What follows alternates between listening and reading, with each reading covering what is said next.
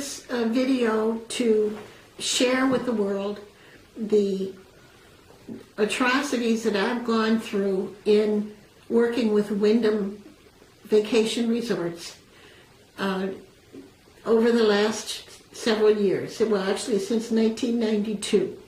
My husband and I went to a timeshare presentation at Fairfield Plus, and it sounded very interesting and wonderful, and good breakfast buffet and very friendly people and very nice people. And we were presented with an option of buying a week at a very reduced price. It was a really good deal just for that day. And my husband and I thought, well, it sounds like it would be nice to have a timeshare to bring our children to for vacation, and would be a legacy and possibly an investment. So we purchased that timeshare. My husband died in 1998. I have raised 4 children on my own.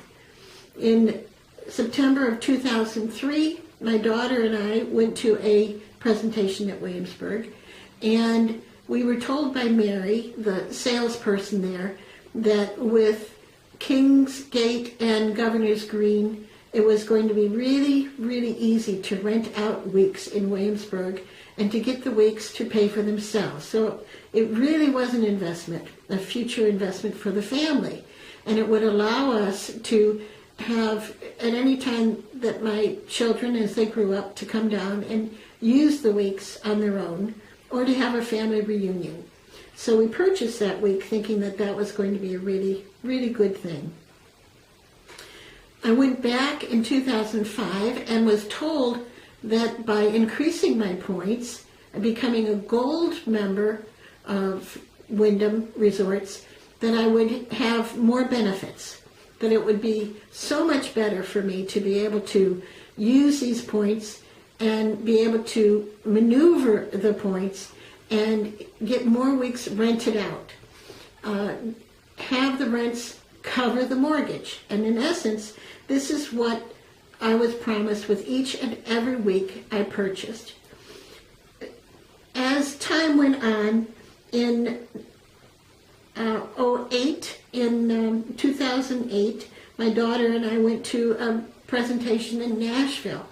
We wanted to try to put the deeds that we owned together into one deed. And we were presented with an option about, come in and talk to us, we'll see what we can do. Did you get the letter?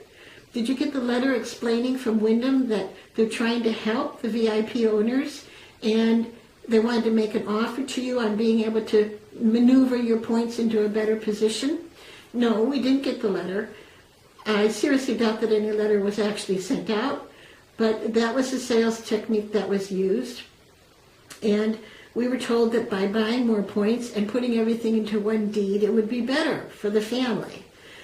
So we did that, and we put a deed, we tried to put the deed into a revocable living trust. I have yet to receive a deed from Wyndham titled in the revocable living trust, even though I provided the trust to Wyndham back in 2008. In 2010, I was approached at another sales program. The prize was $1,000 or $100 gift card through American Express, and we thought, okay, well, that will help us with the expenses on the vacation, so I'll go to the sales presentation and we'll walk away. Well, as it turned out, Kinja Dixon, who was my salesperson, explained to us that by shifting everything to Capitol Cove at National Harbor in Washington, D.C., that it would be a wonderful investment. And when Obama's inauguration had taken place, they were able to rent out weeks for $20,000 for the week. Well, that sounded very inviting. And I thought to myself, maybe it was just too good to be true, but even if we were able to rent out a week for $5,000, it would help to cover the mortgage to pay off the mortgage against these timeshares. When I went to a presentation in San Francisco in 2011, I was told by Villain Kazaran that National Harbor was going to be building an amusement park. and my maintenance fees would go through the roof.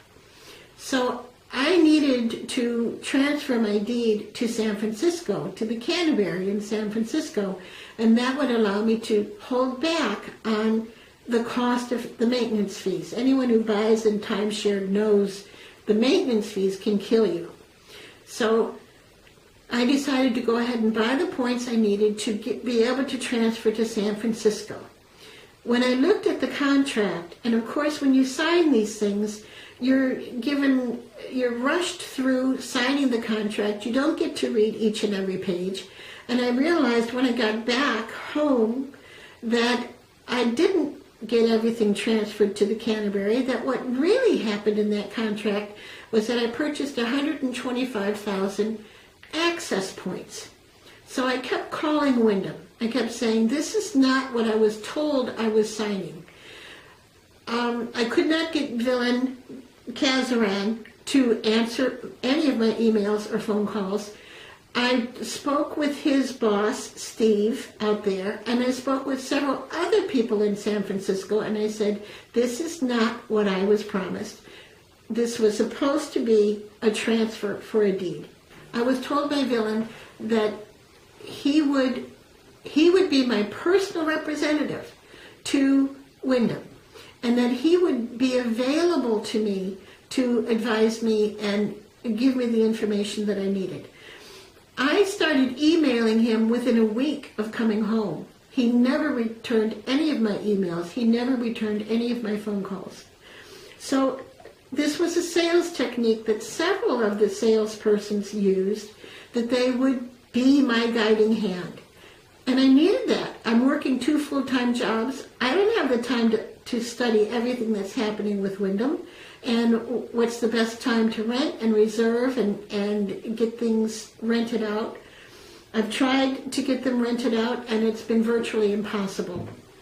I've been contacted by other internet salespeople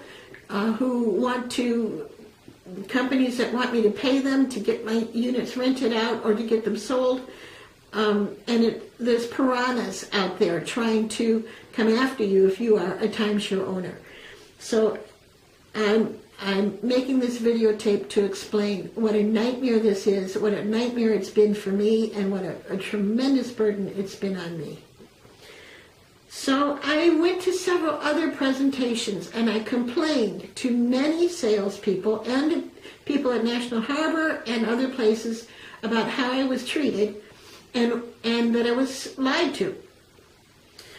I went to a presentation in Williamsburg in 2012, and Robert Turner, my salesperson, said, well, if you buy 105,000 points, we will take the 125,000 that you bought in excess, we'll shift them over here to Williamsburg, and we will make an amendment in your contract that says as soon as points open up at National Harbor, we will transfer all of these points to National Harbor so you can have one deed at National Harbor.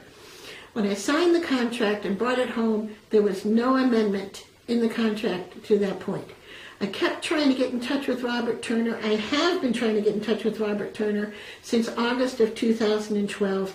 I've talked with the title company, or the people in the title office, and they have no record of the Revocable Living Trust and no way that this deed was put into the trust. In the sales presentations that I've received from Mary, from Sarah, from Kinja, from Villain, from Robert, from these people have impressed upon me that they would help me in getting these timeshares rented out. They would explain to me how to do it. They would give me the information of the weeks that were most important to reserve so that I could get them rented out. I have been working 2 full-time jobs for the last 5 years in order to cover this mortgage. It is taking a toll on me. I can no longer physically do this.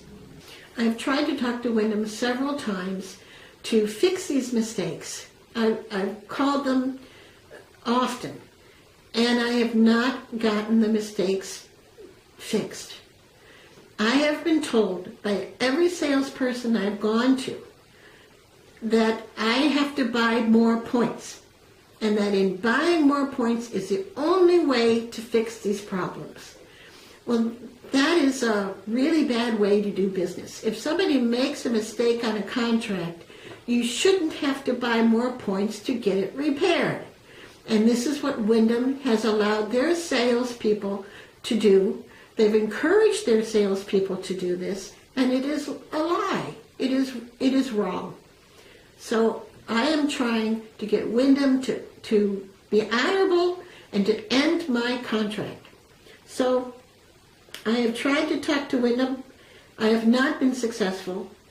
I am making this tape letting you know what problems I've run into over the years, and basically just saying to you, don't make the same mistake.